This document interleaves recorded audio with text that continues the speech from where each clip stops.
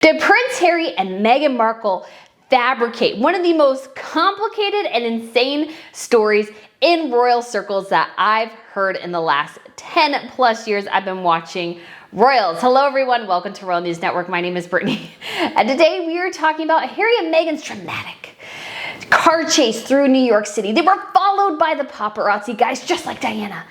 And the whole thing has just come across as increasingly bizarre, nonsensical, and false, as little tidbits come out via news sources, the mayor of New York City, and the NYPD. It becomes increasingly apparent that Harry and Meghan's very dramatic statement doesn't have a lot of basis in fact. The timeline is wrong. What they did is wrong. So many things about it are wrong, and perhaps it was Harry and Meghan who were the greater dangers to the people of New York City. So we are going to talk about this epically weird, fantastical, strange, and obviously over-the-top stories spun by Harry and Meghan and their team. What does this mean for them, and how badly is this going down? Because it's not doing well in this public sphere at all.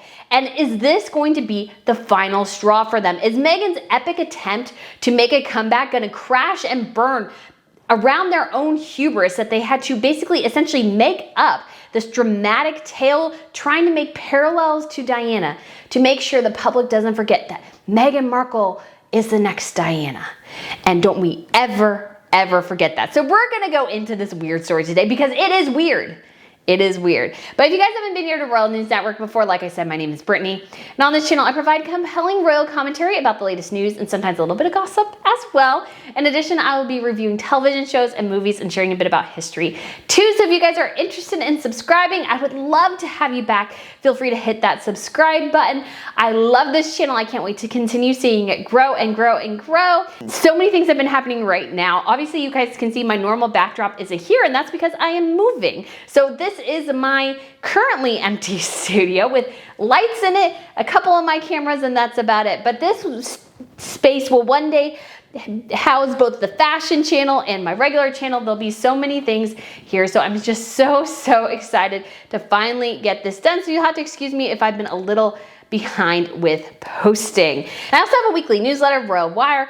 I also have a fashion channel, like I said, so I look at royal fashion, and I have a couple Tiara Tuesday videos filmed, and I was gonna edit one today, and I don't have internet at my place yet, and this whole Harry and Meghan thing, boom, it's gone everywhere, and it's crazy. And so that took up so much of my day-to-day trying to keep up with the changing narrative constantly on Twitter, trying to keep up with it.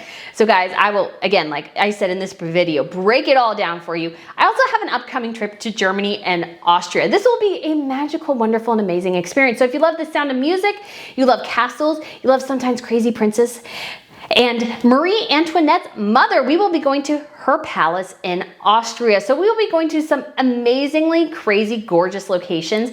And through that whole time, we'll get to talk about history and Harry and Meghan in some of the funnest locales. So I'm super excited about it.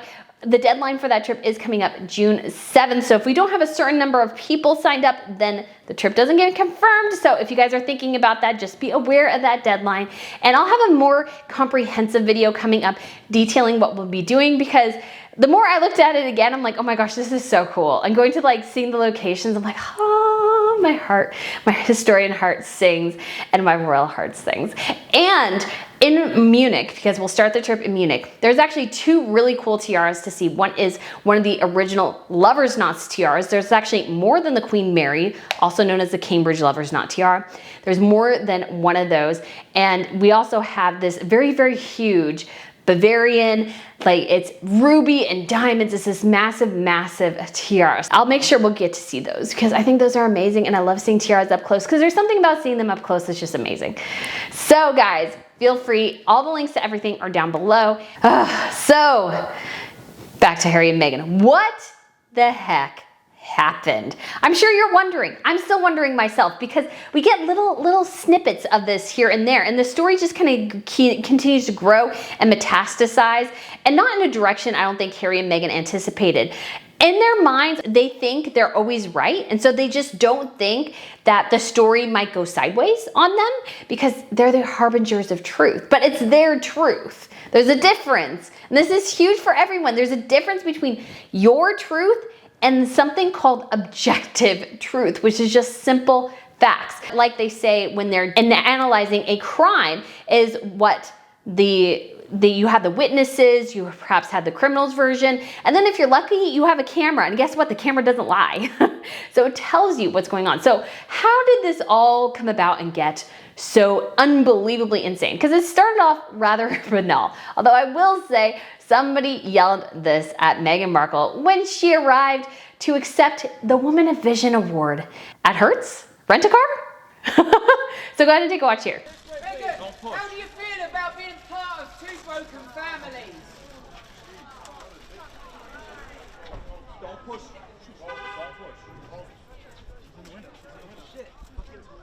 I love that somebody called her out on it. How does it feel to be having broken up two families? Because really she has. She's broken up her own family with her father and her sister and her half-brother, or her half-sister and her half-brother. And then we also have obviously the royal family as well. And Meghan is at the center of that. So it's either everybody else or it's the main person that obviously has bad relations with everyone, and that's Meghan Markle. The only person she has a good relationship with is her mother. So she was at this Women of Vision Award, and she was only supposed to go, but of course she brought her mom.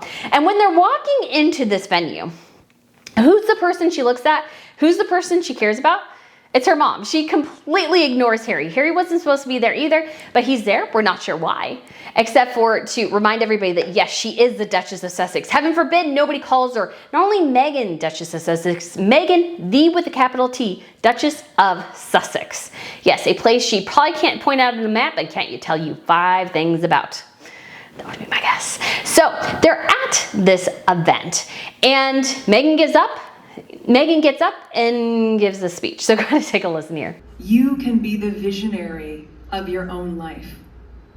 You can charter a path in which what you repeat in your daily acts of service, in kindness, in advocacy, in grace, and in fairness. All right, so it's a bunch of word salad nonsense, really. And how can a woman who talks about kindness, how can you see that when she treats her family, everybody basically, except for her husband, her kids, and her mom, rather appallingly in so many ways? It seems like it's kindness only extends so far with Meghan. We've seen this before. When she didn't accept Charles's invitation, basically she said through a spokesperson or through a source that, well, my support only goes so far. Like, I will be the source of contention at that thing, and people will perhaps boo me, and so I can't go. That was essentially the motivation behind her statement.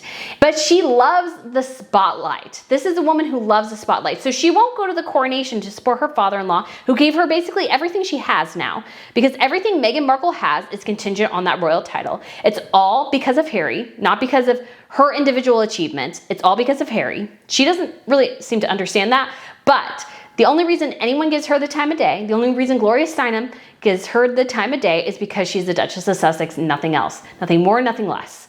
Because she tried this for years, could never really get anywhere, because she's just like everybody else screaming into the wind who spouts the same things. The thing that makes her different is that royal title. And that royal title is attached to her husband, which she demands she uses and then completely sidelines when he's no longer useful. So they're at this event and then they leave. And her dress, I'll put it up on my fashion channel. We'll have a fashion review hopefully later this week, because I know a lot of people did not like it. I do like the shoes. I've seen those Tom Ford shoes before. I don't think her feet look particularly good in them. You kind of need better feet, to be quite honest, because they're so contingent on seeing your feet, and if your feet aren't that pretty, then it's just not, like, she has a bunion, it was very obvious. And so, like, I don't know, I'm careful, I don't show my legs because I don't have the greatest legs. So I'm not faulting her, I'm just saying, you want to emphasize your attributes and de-emphasize your flaws. And Meghan, I feel like, always seems to do the opposite with her fashion. And so a lot of people didn't like the dress and all these sorts of things. So there was a lot of that going on initially, and then they left. And again, Harry walks out. He just seems to, at all these events, it reminds me of the Ripple of Hope Award, or like I like to call it the Ripple of Hate Award, because Harry and Meghan pretty much hate everybody except for themselves and anybody who disagrees with them. They seem to love anybody who agrees with them. If you don't agree with them, ooh, things get things get messy really quickly. So he very much comes off as an accessory in these events. And I saw this picture in particular, and it reminded me of an expression he had at the Ripple of Hope Award. You almost kind of feel like he's like, okay, I'm here, I'm doing this. But I'm not sure, like, I'm proud, I'm supposed to do this, I'm supposed to do that, but do I feel it? Does Harry feel it? I just don't know if he feels it at all in these situations. I just don't know if he does. So it's just becoming really, really apparent, I think. And Meghan Markle, I'll do a whole video on this, was not wearing her engagement ring. And she is wearing, though, her pretentious, massive, multi-carat pinky ring. So this idea some people had, well, that she's leaving her expensive jewelry at home makes no sense, because why would you wear a 3-carat pinky ring when you could also wear your 3-carat engagement ring? I have a theory on that. I did share it on Twitter, but I do want to do a whole video on it, because I have an idea of what's going on. And I know some people will go, divorce. No, I don't think it's there yet. I don't think it's there yet. I have another idea. So that was what I was initially going to focus on. And then I will give mad props. My dad did beat me to this little tip, is that apparently Harry and Meghan announced that they had been chased through the streets for 2 hours. Here is the dramatic account of their escaping near death.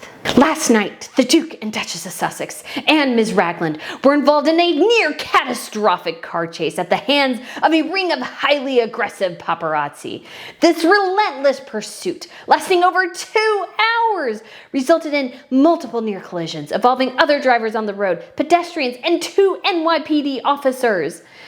While being a public figure comes with a level of interest from the public, it should never come at the cost of anyone's safety. Dissemination of these images, given the ways in which they were obtained, encourages a highly intrusive practice that is dangerous to all involved. So when I first heard that, I was like, oh my gosh. Again, it goes along with what we've seen from Harry and Meghan so much, which is these very, very, very overdramatic statements. They're exceedingly over the top. And because they are like that, you get the sense, especially in the beginning, that you're just not entirely sure it's true. Because one of the hallmarks, perhaps, of a lie is exaggerating things and details to try to make it sound more believable, when the simple truth will do. So if this was true, let's say, the route Harry and Meghan should have gone was to contact the police first, let them know that they've had these incidences, here are the driver's license numbers, here's how the individuals looked, here is what they were driving, all these sorts of details. And then they release to the public. We have made a report with the NYPD regarding the behavior of some of the paparazzi chasing the Duke and Duchess of Sussex and Ms. Ragland last night. We find these actions reprehensible, and we hope that these cameramen are prosecuted to the full extent of the law for their reckless behavior. That was the statement they should have gone with. It tells us that they've reported this, that this was something serious, that they have a paper trail, and that they want something greater to happen than just, well, this X, Y, and Z happened. They're telling us that there's something bigger going on here. But this statement screams over the top, overreaction, overdramatic, so many different things I very much associate with Harry and Meghan. I think they are overdramatic. I think they do exaggerate things that have happened to them a lot. And this screams that. And everybody was like, okay. And some people, some royal reporters, especially the ones who I would say are perhaps a little bit more, perhaps even keel when it comes to Harry and Meghan, went, okay, maybe this happened, it shouldn't happen. Because obviously we all know what Harry and Meghan are referencing subconsciously. They're referencing Princess Diana and what happened with her. But there's a lot of differences there. Number one, Diana was in the car with a drunk driver. Number two, she was not wearing a seatbelt. It's possible that a seatbelt could have saved her life in that accident. Same perhaps with Dodi Al-Fayed. Neither one of them were wearing seatbelts. Neither was the driver. The only person who was their bodyguard, and he survived the crash. And second, they want the victim narrative out of this scenario. They see themselves as victims in every and all situations. And so they exaggerate this, especially because their PR hasn't been good. So what do? You craft a victim narrative. We were the victims of a massive, aggressive paparazzi chase, even though we were just trying to go to an event where Meghan Markle was honored for being a woman of vision. But we can't really tell you what her vision is. It's a vision of word salad and a dummy is born every minute. Go find yours. Maybe he'll be a prince. That is her objective and her narrative. So Harry and Meghan want us to see them as these pathetic, victimized people of an aggressive press. What if it's not true? The NYPD was kind of caught off guard going, what are you saying now? And so they released a statement because they had to, because what is also going on here is that Harry and Meghan are trying to make this an international incident. They released this uber dramatic statement, hoping everybody runs with it and that they see them for the victims that they are. And more importantly, this helps Harry's court case in the UK, because Harry right now is suing, saying that he needs to hire the Met Police for his security when he's in the UK with his family, because without it, it's too dangerous. Obviously, in this scenario, it doesn't work because A, you're in the United States, so there's a lot of different laws, and B, you're no longer royal, you're a celebrity. Congratulations! Meghan Markle's achieved her goal, and apparently she hates it because it doesn't go her way. So we have this, and so this is what we got from the NYPD.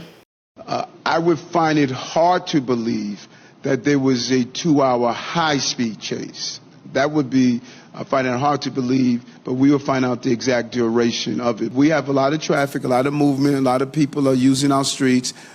Any type of high-speed chase that involves something of that nature is inappropriate. So this is a timeline that we got from Sky News, which includes some stuff from the NYPD. It says Harry and Meghan left the Ziegfeld ballroom with private security with them at around 10 o'clock local time. Police say the couple wanted to go back to where they were staying on the Upper East Side. Harry and Meghan didn't want the paparazzi to know where they were going, so they were driven across 57th Street and other streets for about an hour and 15 minutes. One NYPD vehicle was escorting their vehicle. The Sussexes were driven to the 19th precinct and stayed there for around 15 minutes. Police helped the pair get off the block, and they got into a different car. They got to their residence without being followed. Police have said it was a bit of a chaotic scene. Julian Phillips, the deputy commissioner for public information for the NYPD, also said on Tuesday evening, so it says Wednesday, but it's Tuesday, May 16th, the NYPD assisted the private security team protecting the Duke and Duchess of Sussex. There were numerous photographers that made their transport challenging. The Duke and Duchess of Sussex, though, arrived at their destination, and there were no reported collisions, summonses, injuries, or arrests in that regard. So somehow we went from catastrophic car chase to, well, you know, was it challenging? Those are very, very different adjectives, like hugely different adjectives there. So the NYPD is saying, well, it was challenging, but hey, we got it done, it's fine. And Harry and Meghan are wanting all of us to know that it was essentially a near-death experience that was so dramatic, it was so dangerous. And then we also got a lovely video of them being approached in their car. Now, when you watch the official video initially, what you'll see is people clearly walking to their car, which was apparently stuck behind a garbage truck. So they walked up to their car and started taking their picture. There's nothing illegal about that. And they were in a taxi, which is weird. So what happened when they left an event is they left in this big black SUV. And then somehow somebody on their team thought it would be a genius idea to put them in a taxi cab, hire a taxi driver who doesn't know anything about evasive driving, which a security person should know, to take them. And then apparently what he said is that they were initially going to go to the place, their residence, but instead it was, I guess, still too busy. And so they had him drive around the block and drop him off at the same location. And even though it was like a $17 trip, they gave him $50 and told him he could keep the change. I mean, that's so exciting, right? This is so weird. It's so weird. And a huge question for me in this security arrangement: why are your principals going from a blacked out SUV, which I would believe offers them a lot of security, to a taxi cab where you can clearly see them? Harry clearly does look stressed. I won't take that away from him. He does look stressed. Meghan looks kind of serene, as if she's halfway enjoying it, halfway wanting to still pretend that she hates all this. And her mom, who's trying to avoid it, I don't know. I've never had a great read on her mom, to be honest. I know some people think she's awesome. I'm not quite so convinced, because the apple doesn't fall far from the tree, now does it? And she's the only one who's still in a relationship with Meghan, and that should tell you a lot about her, I think. So we have these pictures now. We have the NYPD story. We have Harry and Meghan's story. And so it's starting to get chipped away. So it went from this dramatic retelling to challenging to the taxi driver saying that they went around the block and they were only with him 10 minutes. And I have heard even seen something say that the whole thing only lasted about 20 minutes. So what is this hour they're driving around Manhattan? And people who live in Manhattan especially can attest, why would you be driving around an hour? And it's not even a high speed chase that they're almost kind of implying, because nobody goes that fast in NYPD. So here's what Megyn Kelly said, and she actually lives in New York, or lived in New York for several years. She said, I lived in Manhattan for 17 years, and it is not possible to have a 2-hour car chase there. Too many street lights, stop signs, too much foot traffic, and hundreds of places you could safely pull over and protect yourself. And she also said, if they really want to avoid paparazzi, perhaps the Duchess should stop using them. So obviously when she wants to see herself in the paper, the relationship can get complicated, which is so true. Hey, Meghan clearly wants the press, she wants the attention, but then she also rails against it at the same time. Well, you can't have it both ways, because Diana tried that too. She would invite the press to certain things, and then she would want them to leave, and then they're like, well, we're not gonna leave, we're getting our story. And she's like, but I want you to leave, I invited you only here for this thing. And they're like, well, that's not how this works. This is the same thing. You can't have it both ways. And then Caitlyn Jenner also chimed in and said, I've been party to Paps following me in New York. Definitely not 2 hours and plenty of evidence, kind of the point since they have cameras. LA, even in a city with lots of driving and long distances between destinations, not 2 hours. And again, lots of evidence. It comes with the territory. Wine, wine, wine is all these two seem to do. And guys, this is huge. Harry and Meghan were royals. Yes, royals get police escorts. They get a car motorcade. But also at the same time, they live a very restricted life. Harry and Meghan wanted freedom. Well, guess what? Freedom has a cost. And you know what that cost is? You don't get that motorcade anymore, and you have to be like every other stinking celebrity. So they've achieved their dream. Meghan has achieved her dream. She's a celebrity.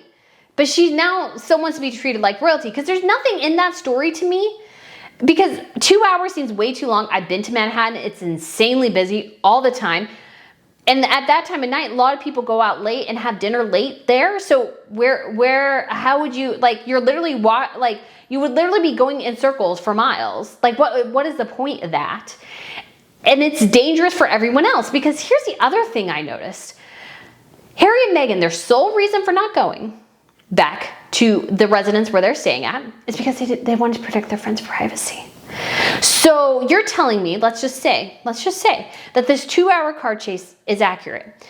What you're telling me is that you were more than willing to throw the rest of New York under the bus, and you were willing to potentially risk injury and death to other New Yorkers to continue this car chase for the sole reason of keeping your friend's privacy.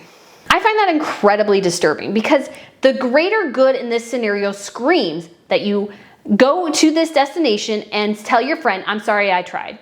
And why their security team did not prepare for paparazzi chases is ridiculous to me. You're in New York. There's going to be a lot of cameras there. We know this event is coming. We know Meghan Markle calls them because she's really excited. Of course, we saw her enter via Hertz, so maybe they're providing her, maybe they're her sponsor now. I don't know. Anyways, so she goes into this, and so she wants the attention. But then she doesn't like some aspects of the attention. Well, I'm like, too bad, so sad, love dad. That's you wanted the attention that comes in. That's part of the deal. That is part of the deal, is this attention. And if you don't like it and you don't want to deal with something like this, guess what? You can be a working royal and go back to the UK, and you can live within that, you could say, prison or that gilded cage of royalty, but you can get that protection that you seem to just so desperately want. But of course they won't do it. That would require some self-realization on their part.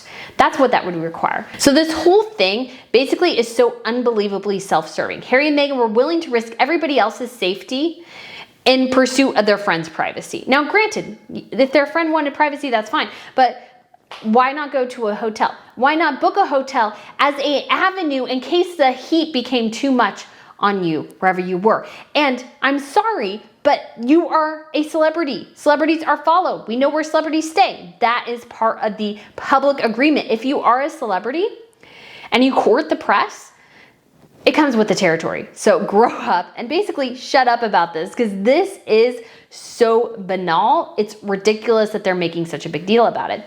And then And then we got the paparazzi themselves, Backgrid, who Meghan calls all the time, by the way.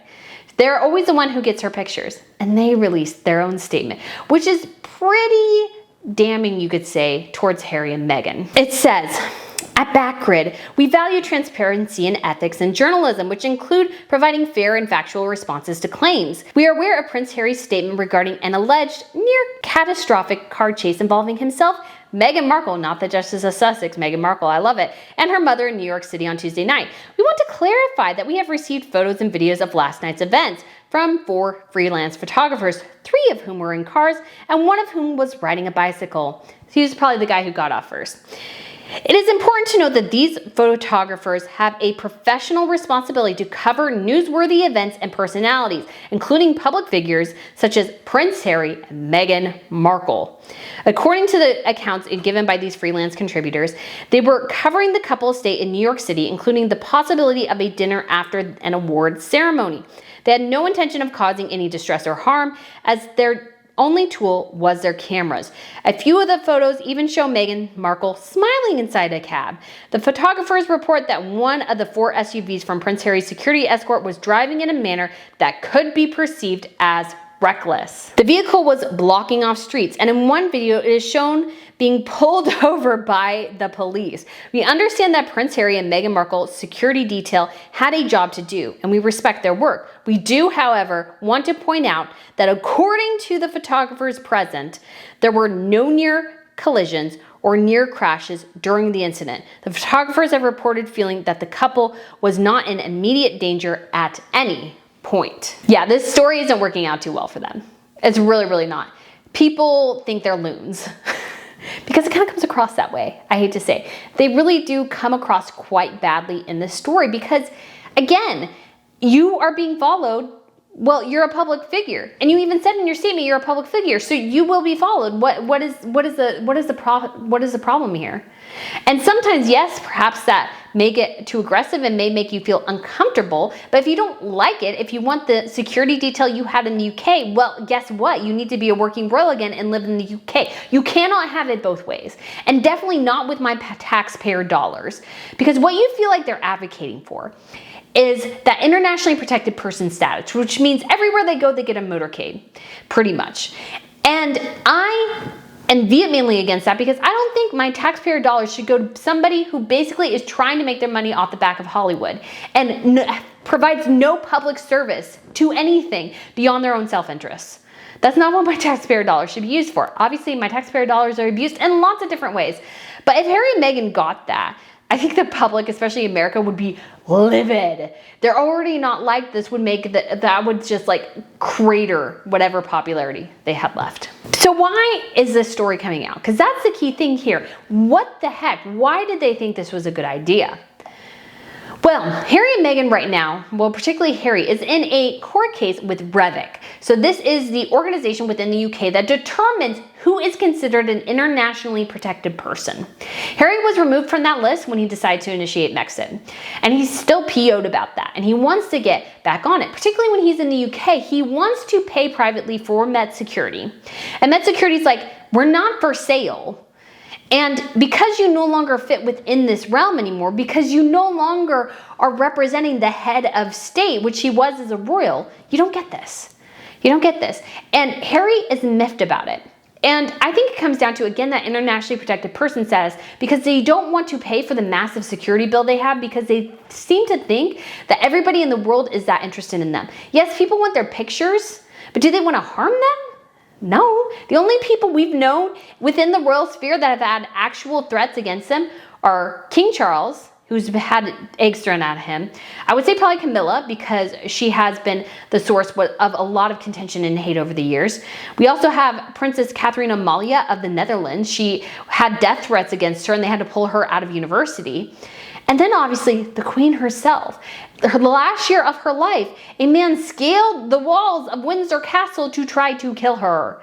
Why? Over a racist historical situation. And who could have contributed to that? Why, Wouldn't you know it? It might be Prince Harry and Meghan Markle because they made racist allegations against the royal family. So this really all comes down to Harry wanting to pursue and make his case on this issue. The problem is that he's failing in this case because he has no leg to stand on here. You no longer represent the head of state.